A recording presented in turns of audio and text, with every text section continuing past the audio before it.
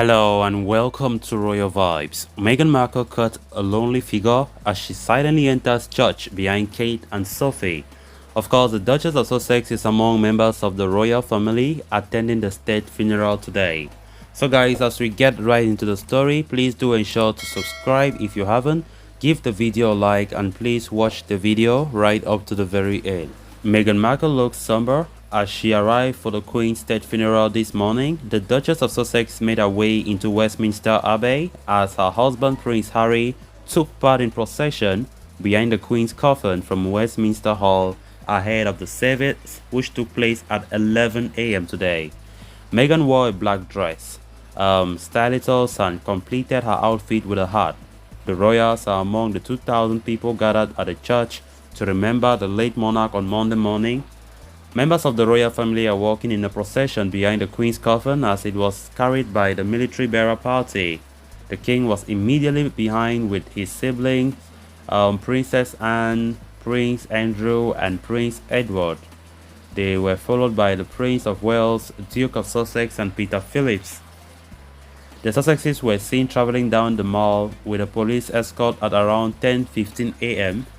Harry and Meghan were driven a Range Rover from Wellington Arch down Constitution Hill on the mall towards St. James's Palace. 4 vehicles with flags were seen driving ahead of Harry's car. It comes after the Queen's line in state period at Westminster Hall ended at 6:30 a.m. Chrissy Herrick, who was the last member of the public to leave the hall, said, "It's one of the highlights of my life and I feel very privileged to be here." The doors of Westminster Abbey opened at 8 a.m. as the first guests began to arrive ahead of the service at 11 a.m. Heads of state, prime ministers and presidents, members of European royal families, and key figures from public life are gathering at the Abbey to say a final farewell to the nation's longest reigning monarch. U.S. President Joe Biden and First Lady Jill Biden walked through the doors shortly after 10 a.m., while French President and his wife Brigitte are in the congregation. Prime Minister Liz Truss and Labour leader Sir Keir Starmer are among UK politicians paying their respects. Millions and millions of people across the country will watch the service on television on what is a national bank holiday in Britain. Crowds line in the street of central London ahead of the funeral on what will be a solemn day of pomp and pageantry. All public viewing areas for the funeral procession in the capital were full by just after 9 a.m. Westminster Abbey's tenor bell started to toll at 9:15 a.m. once per minute for 96 minutes in nod to the years of the Queen's life. The coffin was taken in a grand military procession from the palace to Westminster to the Abbey for the funeral. Following the service, which ends at approximately noon, the coffin will then be taken in procession to Wellington Arch and then travel to Windsor.